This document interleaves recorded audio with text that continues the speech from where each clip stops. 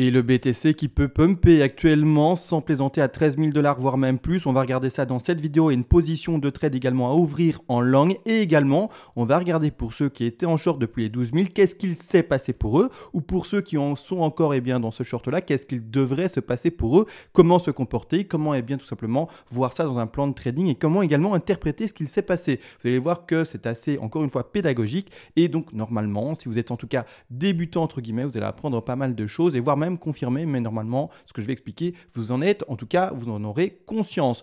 Maintenant, on va analyser tout ça dans cette vidéo-là, mais comme toujours, vous le savez, après la toute petite microscopique intro. Et bonjour à tous, aujourd'hui très heureux de vous retrouver sur le BTC face au dollar. La petite intro est passée, mais malgré tout, avant de commencer les vidéos, je veux remercier les personnes qui font des donations. Vous le savez, quelqu'un de récompensé pour le travail partagé, le temps partagé, la pédagogie partagée, pardon.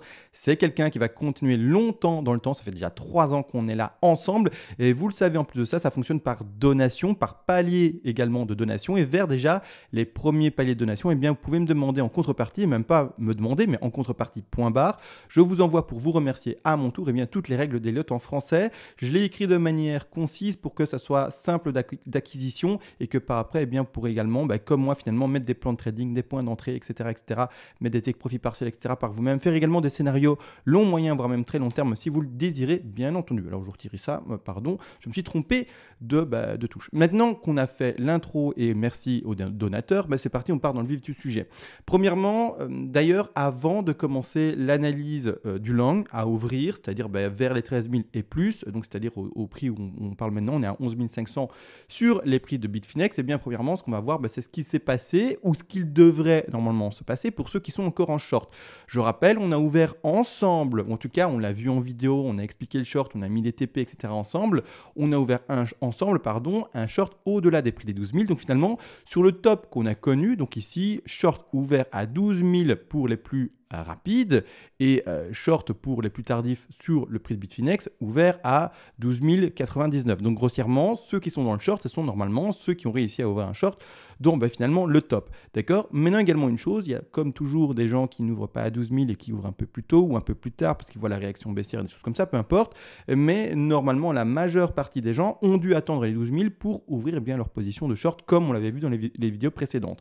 Malgré tout, actuellement, avec ce qui se dessine, vous l'avez bien vu, il y a une superbe, premièrement, mèche rouge. Quand il y a la mèche rouge, ça fait plaisir à tout le monde, vu qu'il y a un short ouvert. Tout le monde est content, on est ouvert sur le top, c'est parfait. Malgré tout, par après, qu'est-ce qu'il y a? Une chasse au stop phénoménale qui monte sur les prix de Bitfinex ici plus précisément à 12 064. Je rappelle également dans la vidéo d'il y a maintenant 10 jours, quand on a vu ce short, etc. ensemble, ce que l'on a fait, c'est qu'on a déplacé notre stop loss à notre point d'entrée. Parce que si ça devait monter trop fortement, vaut mieux, encore une fois, avoir le risque management. Et vous le savez très bien, le but en trading, c'est non pas de d'abord être fixé sur son bénéfice potentiel, c'est d'abord de se dire, j'ouvre un trade, qu'est-ce que je peux faire pour ne pas perdre d'argent? Une fois que j'ai tout mis en place pour ne pas perdre d'argent, maintenant, je peux regarder le bénéfice potentiel et finalement m'étendre le long de la piscine si vous avez une piscine, siroter votre cocktail et voir le barbecue s'il ne brûle pas. Et finalement, par après, profiter du bénéfice potentiel à venir. Tout a été fait, c'est-à-dire que le stop loss, pour ceux qui étaient en short, vous l'aurez compris, de base, quand on ouvre le trade, le stop loss, on le met un peu au-dessus. Dès qu'on voit la belle réaction baissière, on se dit, voilà, on est sur une belle réaction baissière. Si on recasse ce niveau plus haut, on sort de trade parce qu'on a de fortes potentialités, finalement, de casser une résistance et de passer haussier, ou en tout cas haussier, voire des prix plus élevés. Donc, on n'accepte pas la perte et on se met à notre point d'entrée. Heureusement pour nous, en tout cas ceux qui ont suivi les indications, on a ouvert ce trade dans les alentours des 12 100 pour ceux qui ont vraiment pris un extrême top, mais peu importe, on est rentré vraiment sur le top. Là actuellement, il faut comprendre une chose, c'est que moi-même, et donc j'ai également lu ça dans beaucoup de commentaires, on est sorti du trade, on n'est plus en short. Encore, il y en a peut-être qui sont encore dedans. Tant mieux pour vous, mais normalement, on n'est plus dedans, vu finalement la chasse au stop qui a eu lieu maintenant. Maintenant, la question qui est posée, c'est, CMA, donc je l'ai lu ça dans les commentaires, est-ce que tu as d'autres setups, est-ce que tu as d'autres positions pour entrer dans ce short? Je vais vous dire une chose, je vais être très clair, la position pour entrer dans ce short là, c'était les 12 000. Mais cette première mèche, vu ce qui est en train de se dessiner maintenant, vous allez voir qu'on va analyser ça. Et c'est pour ça que durant le début de vidéo, j'ai parlé de l'ouverture d'un long.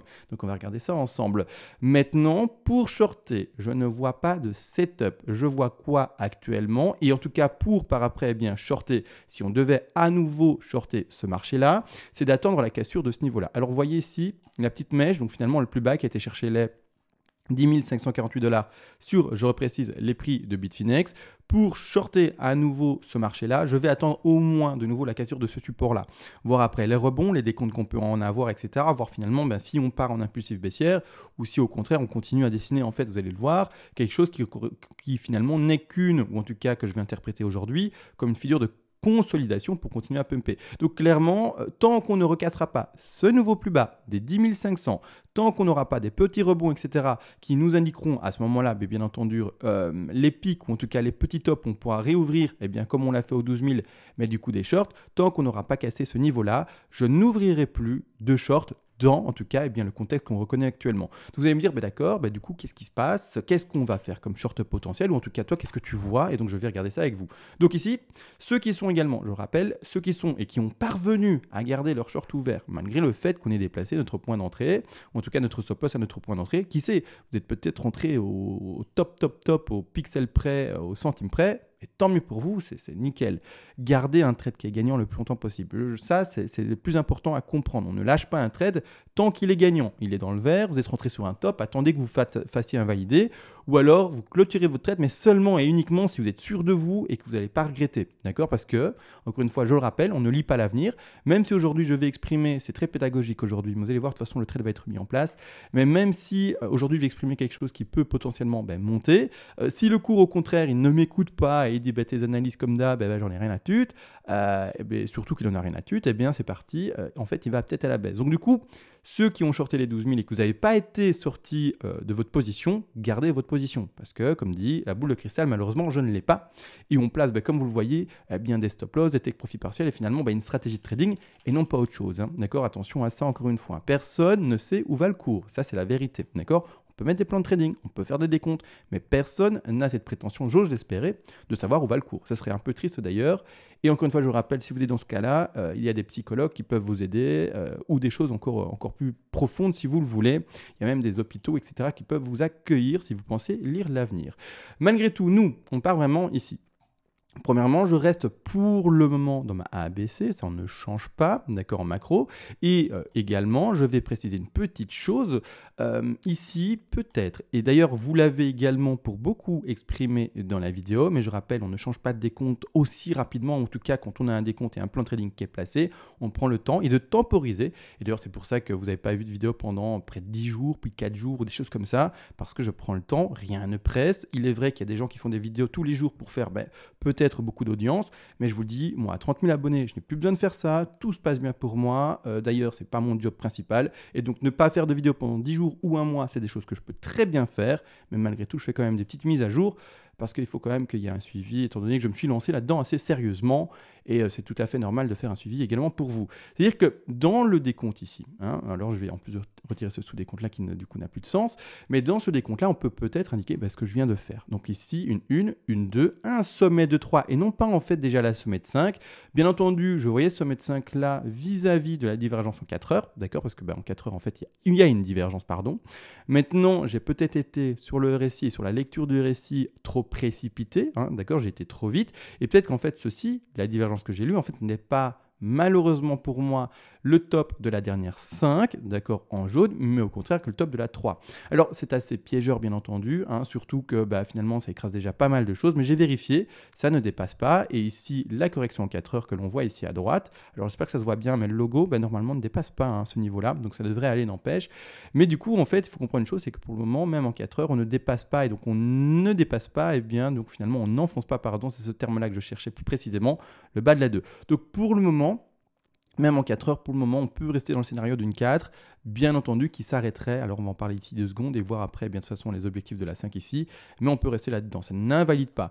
En délice, qui est propre également, sûr et certain, là, c'est propre, on a un sommet de 3 potentiels, qui aurait pu, et attention, parce que du coup, en délice, c'est également pas forcément simple, qui aurait pu, en fait, vu le pic, indiquer finalement, comme le sommet de A, un pic, d'accord? Donc, comme un peu partout, les pics, vous voyez ici, par exemple, ici, il n'y a pas de divergence. Vous voyez, il n'y a pas de divergence.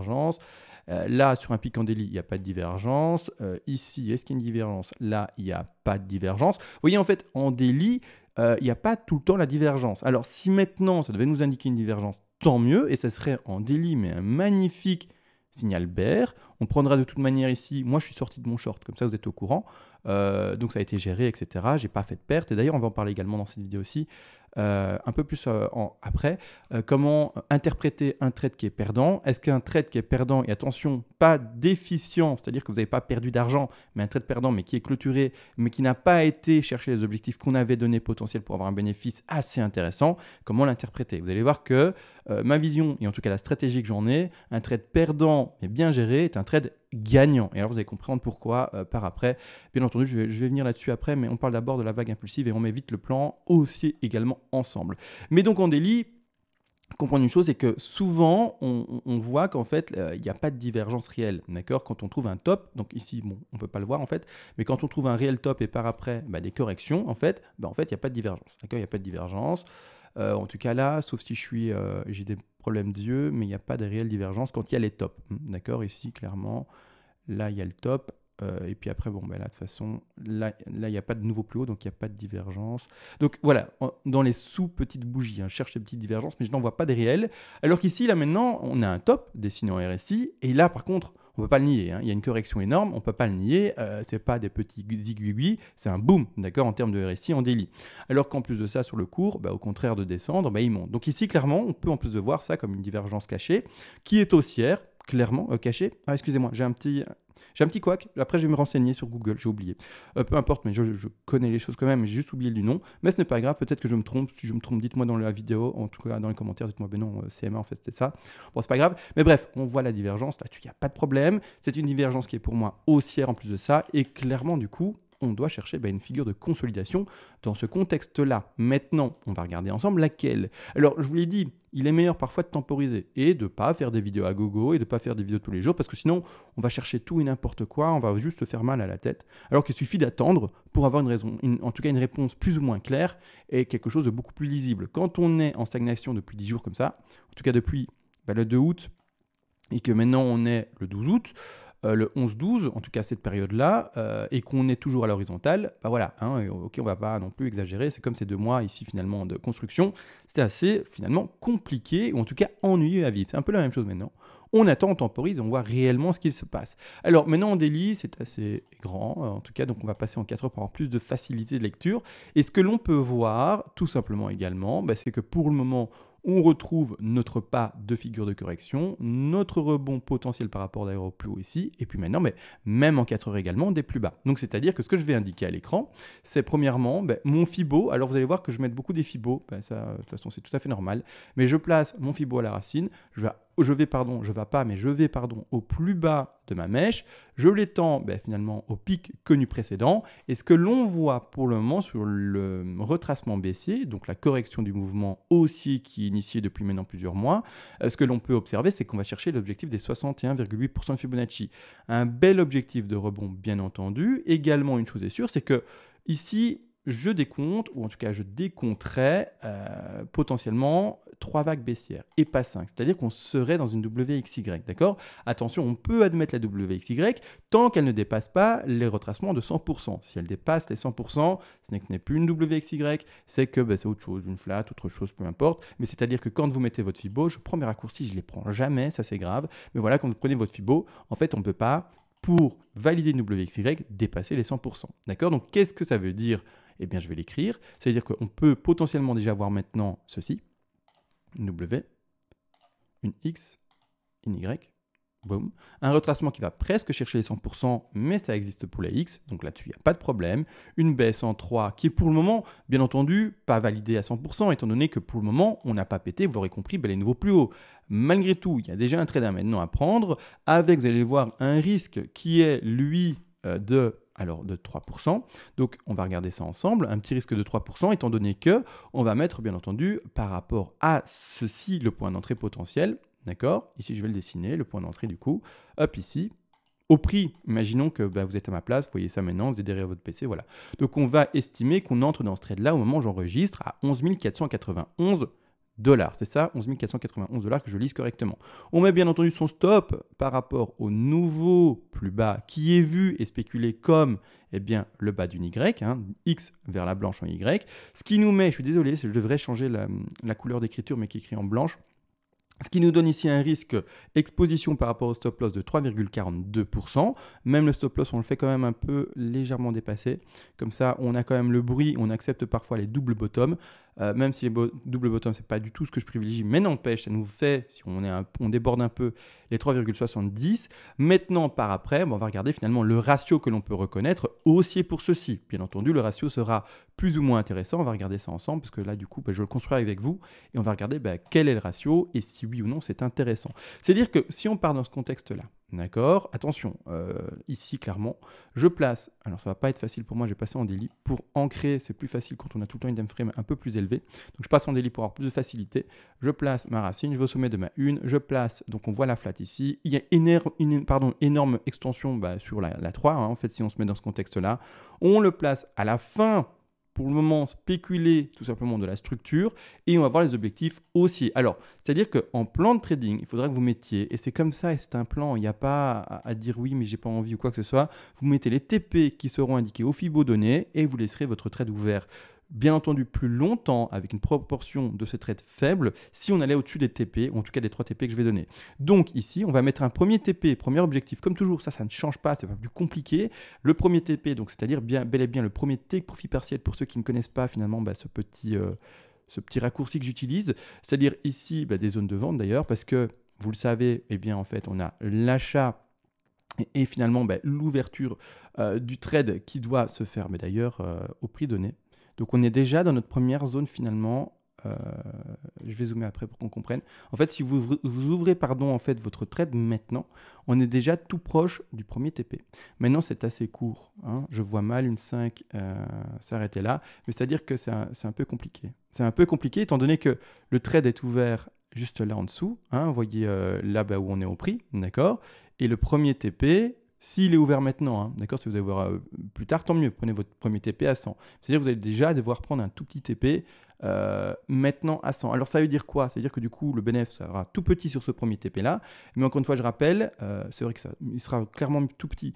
Mais l'objectif d'un premier TP, c'est, en tout cas dans ce contexte-ci, pour celui qui ouvre très tardivement son trade, c'est tout simplement d'au moins essayer de couvrir les frais si vous avez des funding ou des choses comme ça. Mais là, c'est vraiment tout petit. Bon, après, à voir combien vous revendez dans cette portion-là, mais voilà, vous allez peut-être vendre que 10-15%, grand max, vraiment quelque chose de tout petit, bien entendu. Le deuxième TP, lui, se voit déjà beaucoup plus haut, d'accord? On va quand même le placer plus haut, c'est-à-dire ici, clairement, à 161,8% de Fibonacci. On se situe ici tout simplement à 11 817 $ et clairement, on a également un troisième TP qui lui s'indique tout simplement au 261,8% de Fibonacci. Ne pas oublier, hein, le stop loss, on le place en dessous, hein, on ne le met pas à son point d'entrée. Hein. Le stop loss, c'est finalement la base du petit rectangle rouge ici, d'accord? Donc même... Je peux le mettre un peu plus. Vous voyez le rectangle rouge? Le stop loss est placé à la base. Hein. Donc ici, je vais l'exprimer juste pour que ça soit vraiment bien visuel. Le stop loss, il est là-bas en bas. D'accord? Donc ce n'est pas parce que ça va peut-être un peu emboîter le bas maintenant qu'on se fait sortir. Hein. On accepte de l'angle, toute cette zone de prix entre finalement les 11,63 et un peu plus haut ici, du coup le prix d'entrée qui était à 11 491. Donc ici, clairement, il faut bien le comprendre, en tout cas, comment on interprète l'ouverture d'un trade. Voilà, je remets ça un peu plus correctement. C'est-à-dire qu'on a pour le moment 3 TP indiqués. Donc le trade ici voit son objectif de revente par rapport à l'ouverture de ce trade-là, normalement, l'objectif des 261,8% Fibonacci qui s'installe tout de même à 12 260 $. Maintenant, pour ce trade-là, ne pas oublier une chose également, c'est que, encore une fois et toujours, quand vous arriverez et quand peut-être le BTC arrivera à ce prix-là et que peut-être il va continuer, pas à corriger par après, mais au contraire pumper, bam bam bam, il ne corrige pas, mais au contraire, vous l'aurez compris, en fait, il consolide un peu et puis il pump. Ne clôturez jamais un trade qui est gagnant. D'accord? Et c'est au moment où vous aurez pris vos 3 premiers TP que vous allez redéplacer votre stop loss au moment où vous pourrez identifier une nouvelle zone de consolidation, la nouvelle zone de pump, et c'est-à-dire finalement la nouvelle zone de support. D'accord? Vous déplacerez à ce moment-là votre ou en tout cas votre stop loss à cette position-là. Ça sera bien finalement votre ordre de sortie de position, votre dernier TP. Vous aurez du coup, vous l'aurez compris, pas tout vendu dans ces 3 premiers TP. Vous aurez vendu par exemple, je le rappelle, quelque chose aux alentours des 80% totaux. Mais il vous restera 20, 15, 10, peut-être même si vous êtes très agressif sur votre revente 5%, mais il vous restera toujours quelque chose. On rappelle, et je le redis tellement, un trade gagnant est un trade qui n'est pas clôturé. D'accord? Et la même chose dans l'autre sens. Ceux qui sont en short, vous attendez normalement de vous faire prendre par rapport à votre finalement stop loss. Vous pouvez prendre des TP si vous le voulez un peu avant en vous disant j'ai un peu peur quand même. Pas peur parce qu'on est dans le bénéfice quoi qu'il en soit. Mais vous pouvez quand même vous dire je prends un peu de TP parce que voilà, je le sens peut-être un peu mal. Et alors rassurez-vous si vous voulez, prenez des TP. Mais ne clôturez pas votre trade tant qu'il est gagnant. Attendez de vous faire prendre dans votre point d'entrée, étant donné que vous aurez, dans en tout cas les contextes vus aujourd'hui par exemple, tout simplement déplacer votre stop loss à votre point d'entrée minimum. Donc là maintenant, les 3 premiers ont été mis, on peut voir plus haut bien entendu, maintenant avoir à vérifier. Je vais prendre le temps et temporiser encore et toujours, voir si on est déjà maintenant aussi ou pas. Donc vous aurez compris, on vient de mettre un trade maintenant. Il prend, tant mieux, il ne prend pas, tant pis. Vous aurez du coup votre perte. Je rappelle également, ça c'est vraiment, je le répète toujours, mais c'est tellement important et c'est ces messages-là qu'il faut retenir. Si vous avez peur que, par exemple, finalement, ce trade ne soit pas bénéficiaire, donc ici, c'est un ratio de assez faible, 1,74, c'est pas un super trade. C'est pas un super, après si on va plus haut, tant mieux, mais c'est pas un super trade, en tout cas, en long, après, voilà, on verra ce qui se passe exactement, etc. Mais après, celui qui veut quand même prendre ce trade, il le peut. Malgré tout, une chose est sûre, c'est que, qu'est-ce que j'allais dire? Reprends-toi, je ne sais plus. Oui, c'est ça. La perte, en fait, ne doit pas être stressante pour vous. En fait, c'est-à-dire que vous devez accepter dans votre risque management les pertes. N'oubliez pas, un trader, c'est pas quelqu'un qui gagne tous ses trades. En tout cas, 10 trades sur 10, c'est du impossible. Un trade, et c'est-à-dire ce que je veux vraiment expliquer dans cette vidéo-là finalement, un trade réussi est un trade qui soit n'a pas engrangé de pertes, soit un trade réussi est également un trade qui a engrangé du bénéfice, et un trade qui est lui au contraire raté est un trade qui a engrangé des pertes. L'objectif dans votre méthodologie, quand vous faites du trading, c'est premièrement, comme dit, je l'ai déjà dit, mais je vais juste rappeler, faire en sorte de, quand vous ouvrez un trade, ne pas perdre d'argent, d'accord? Et une fois que ça c'est fait, c'est d'office un trade gagnant, c'est-à-dire que vous ne faites pas de perte. Alors, pas gagnant dans le sens où vous allez faire une marge bénéficiaire énorme dessus, vous allez peut-être faire un tout petit peu, ou voire même juste rester à flot et donc faire pas de perte, pas de gain, donc du zéro. Mais tant que vous n'êtes pas dans une position perdante en termes de déficit, tout se passe bien, d'accord? Donc tout ce qui est trade, qui a été géré par rapport à la perte, mais qui n'a pas engrangé du bénéfice, pour moi, c'est un trade gagnant. C'est-à-dire que dans la stratégie globale sur du long terme, vous allez avoir très peu de positions, ou en tout cas un minimum de positions qui vous auront finalement fait perdre de l'argent. Très peu peut-être de positions gagnantes par rapport à du bénéfice octroyé. Mais les choses mises dans l'autre, vous allez avoir du 2 sur vis-à-vis du 1, c'est-à-dire 2 positions soit gagnantes en bénéfice, soit finalement où on reste à flot et on a 0. Et également de façon VS1, c'est-à-dire une position finalement où vous allez vous retrouver avec des pertes sèches, c'est-à-dire à du 3%, peu importe. Donc je ne sais pas si vous avez compris, mais il faut réussir finalement à privilégier ce manque de pertes et au contraire privilégier la sécurité pour par après avoir un ratio potentiel bénéficiaire sur du long terme. D'accord? Sur du long terme, il est vrai que bien entendu un trade qui fait du zéro, c'est-à-dire où on ne fait pas de perte et on fait pas de réelle perte et on ne fait pas de réel finalement bénéfice, donc on est à zéro, clairement on se dit mince, j'ai loupé mon coup. En fait non, vous n'avez pas du tout loupé à votre coup, en fait vous avez tout réussi parce que vous n'avez pas fait de perte et c'est ça sur le long terme qui va faire que finalement, oui, il y a des trades où vous n'allez pas gagner d'argent, mais au moins quand sur du long terme vous allez mettre cette méthodologie-là, les trades gagnants, eux vous feront gagner de l'argent et c'est pas finalement l'accumulation de tout finalement ces trades qui auraient pu être perdants, d'accord, qui auraient du coup pu être mal gérés, qui vont faire que vos trades gagnants ne puissent pas subvenir, dépasser vos pertes. Donc je ne sais pas si c'est très compréhensible, mais l'objectif c'est d'avoir un minimum de pertes et que les trades gagnants puissent dépasser ces pertes-là. Ça c'est l'objectif, c'est ce que j'essaie en tout cas de vous expliquer. J'ai l'impression que c'est super flou. Après, c'est comme ça, j'ai fait de mon mieux. Mais voilà, bon, peu importe. La tout petit trade installé, maintenant à voir. Le ratio, malheureusement, par rapport à ce que je peux lire, n'est pas extraordinaire. Maintenant, si ça pétait plus haut, tant mieux.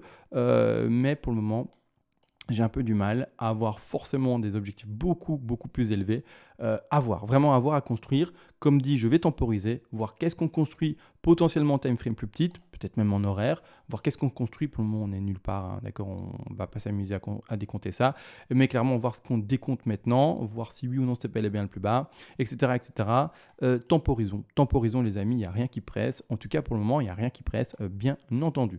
Sur ce, on va se laisser réellement. Voilà, j'ose espérer qu'il se passe des choses pour faire des choses, ou en tout cas des analyses, mais comme dit, il fait chaud, etc. Temporisons, profitons du temps, et puis c'est tout. Sur ce, on se laisse réellement. Merci à tous encore une fois de me suivre, de me soutenir. On se retrouve, j'ose espérer, demain. En tout cas, on verra comme dit, et ciao.